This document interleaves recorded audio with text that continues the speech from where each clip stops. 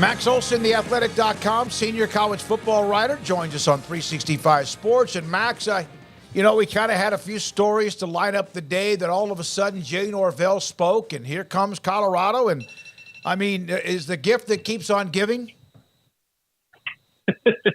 I saw an interview that Deion Sanders, Deion's son, did, I think, with Pat McAfee today.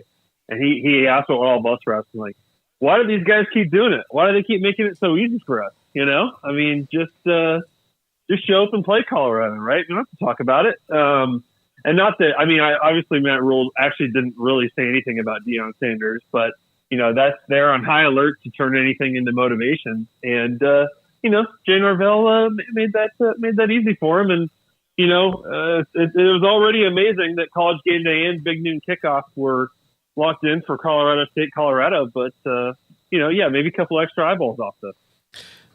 Max, would it surprise you to see them next week be able to go toe-to-toe with USC, especially offensively? Yeah, that's interesting. So they got Oregon next. Oh, yeah, that's right. Oregon next. That's what I meant. Yeah, Oregon. Yeah. They're going to Oregon next, and then SC at home. But honestly, guys, like with the way this, first of all, 3-0 would be, quite an achievement if they assuming they get past Colorado State.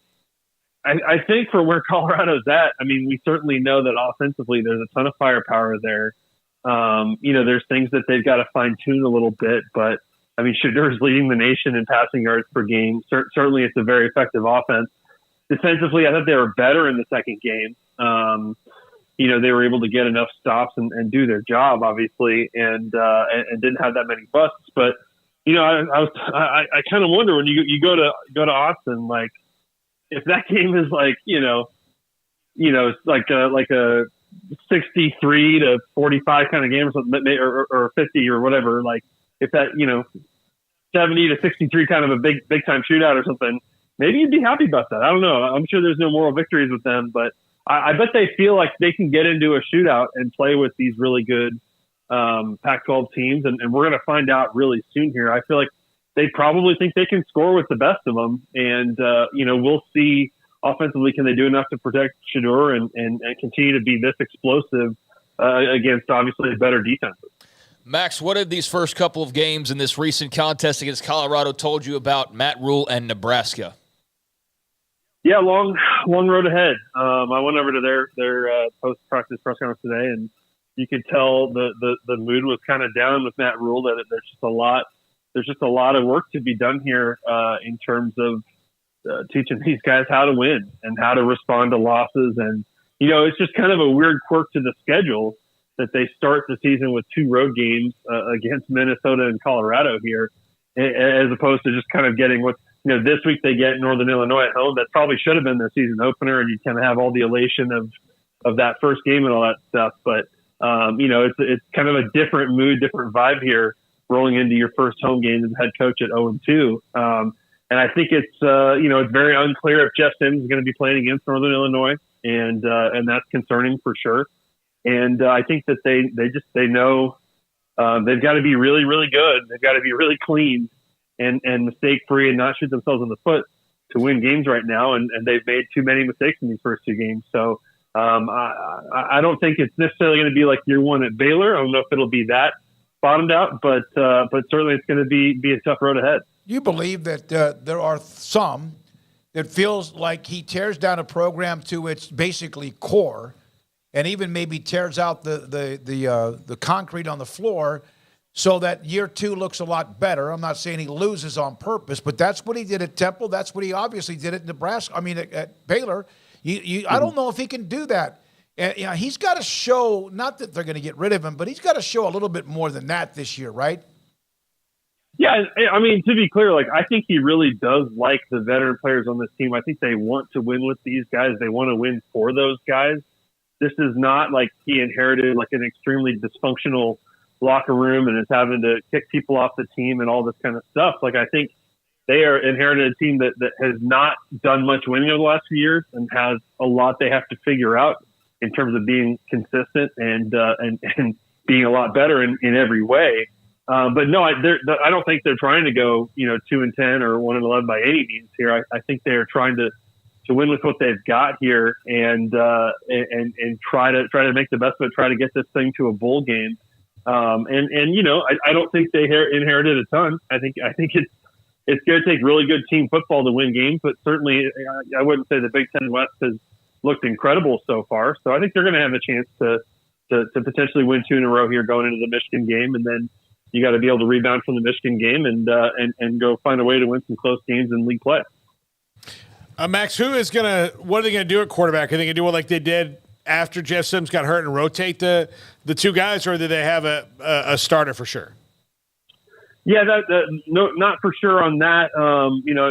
It's seeming pretty questionable or maybe unlikely that Jeff Sims is going to play this week with the injury he suffered against Colorado. I think that probably Heinrich Harburg would be the first one off the bench there. He's the one who kind of got some good reps against Colorado late, led a touchdown drive. I think Chuba Purdy's just been dealing with an injury, and so I think they're getting him back. But I'm not saying he's out for this game, but I think Harburg probably has a little bit of an advantage there. Just he's had a chance to get more practice reps this week and stuff like that. And that's they're going to have to be able to figure out a way to run the ball and figure out a way to overcome the fact that they really do not have much in the way of good game experience when it comes to Harburg or Purdy. Max, you covered Texas for a long time, got to see them up close and personal, got to see some big wins, big non-conference wins, also got to see some falls. But what were your thoughts coming out of that impressive win over the Tide in Tuscaloosa last Saturday night? Yeah, pretty incredible. I mean, really, what can you say? That was a masterful job by Steve Sarkisian in terms of having that team ready to play, calling as good of a game plan as he's ever called, and the execution by Quinn Ewers. I think that was kind of the question mark for me, was just, could he do it? Could he handle this stage, this spotlight, this defense, and go out there and play his best? And he truly did. He played the best he's ever played in a Texas uniform. And, I think it's one of those performances. Like it does remind me a little bit of a year ago, though, where I think Texas gave everything they got when Alabama came to Austin a year ago. And that was as good as I'd seen them in a long time. And so the challenge is just consistency and doing it every week and doing it in the 11 a.m. game when you're the big favorite. You don't necessarily care as much as you did when you're playing the night game in Tuscaloosa, right? Like you got to figure out a way to I think they'll probably still end up in some close games in the Big 12. That's just how it is. And so, the question of whether they're a playoff team or not will really come down to, can you avoid losing the games you shouldn't lose? And they're probably going to be favorite in pretty much every game ahead here. So, fascinated to see where they go on this journey, but that was a big time achievement, and certainly the most impressive Texas has been in a long time. Who were you most what side of the ball were you most impressed with, their offense or defense? Good question. Probably, they did a lot of things right on defense. I think certainly we probably should have questioned Jalen Milroe a little bit more and just how ready he was. I thought you saw just how effectively Texas was able to spy him. And for whatever reason, Alabama doesn't build much of a design run game around Milroe, which is confusing to me. So I thought defensively they were up for the task for sure. But I just think offensively, man, you couldn't do it better than that. You really couldn't. I know they had a couple of miscues here and there, but overall I thought Ewers was super composed and really, accurate. And they were just so explosive, and I think, good balanced run pass. The ability to hit those explosive plays downfield and then finish the game with, running all that clock off and running the ball and being physical. Like I was just another thing I just wasn't really totally sure where they were at going into week 2 here. And man, what a statement. You mentioned they use the spy. There can be some teams that have a spy, but you have to have the guy that can still be able to go lateral with someone like Milroe or whoever's a running quarterback. And not many teams can actually do that. Right. And not many teams can just go, it kind of plug in a 5-star true freshman like they did with Anthony Hill in that game. It reminded me a little bit of what we saw from Harold Perkins last year at LSU, where, you put him in some pretty big time snaps there, especially on third down. And you're trusting a very, very, physically talented but young guy to go out and see the ball and make some plays. And I thought Anthony Hill was pretty incredible in that game. Very bright future for him.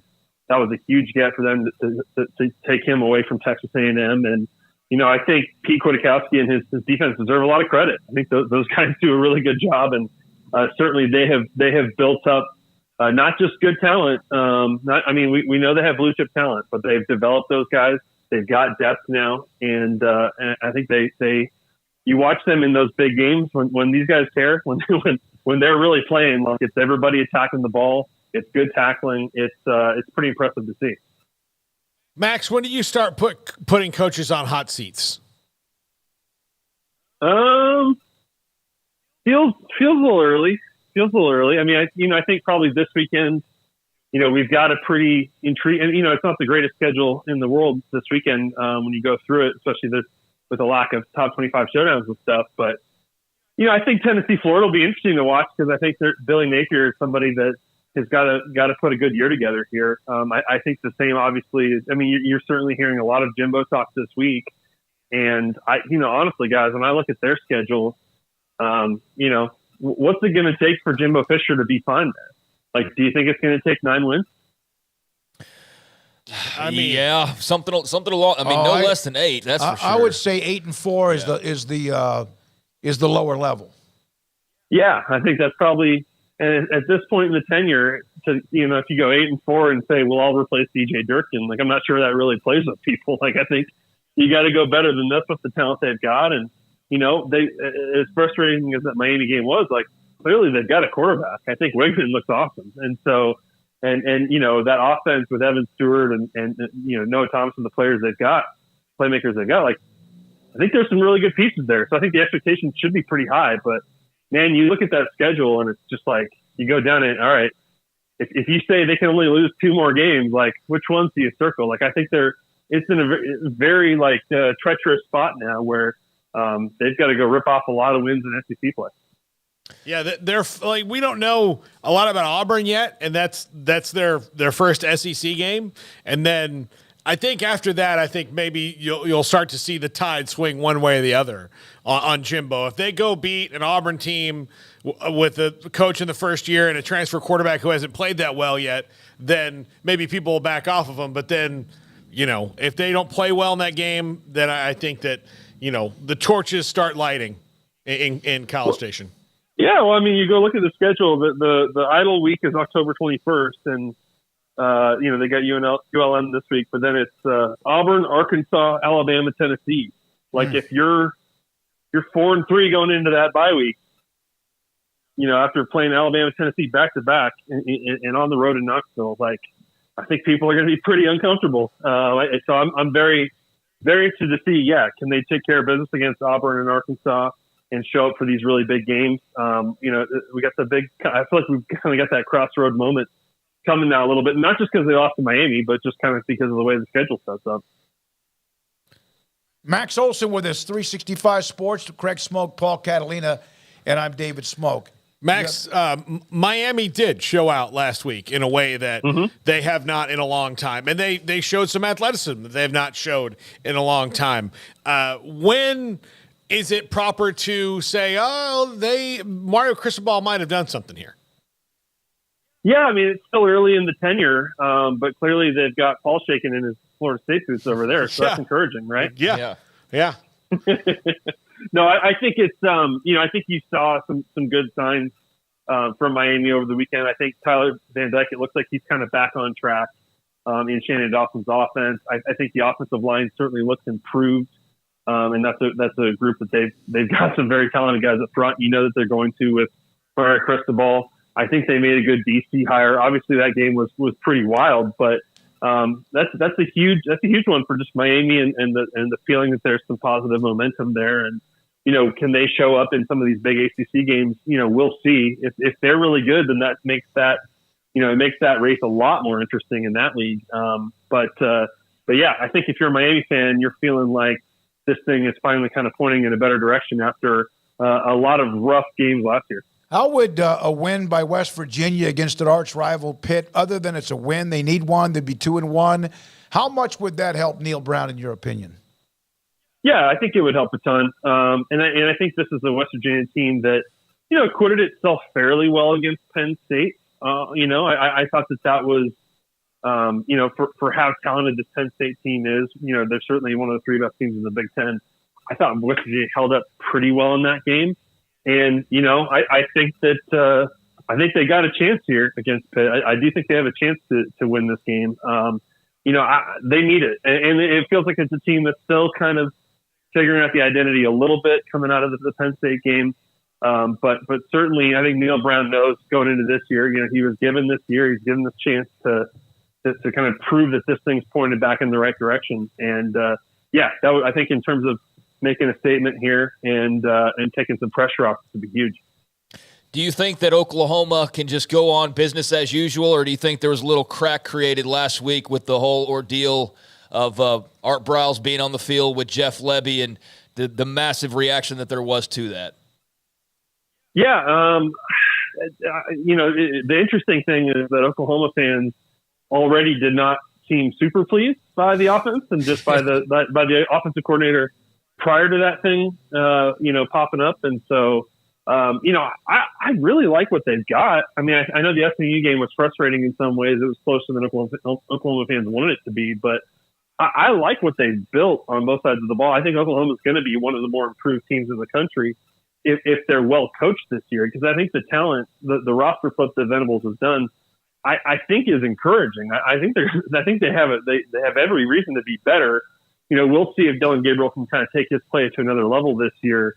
But I like what they've got, and so if they underwhelm, it's going to, I think the pressure is going to be pointed to the coaches and not necessarily the talent there. And so, it's certainly, you get the sense just based on the reaction from Joe Castiglione that definitely crossed the line. That was a much stronger statement than I expected from him late at night on that whole deal. And so, I think that Oklahoma is going to be fine, but certainly.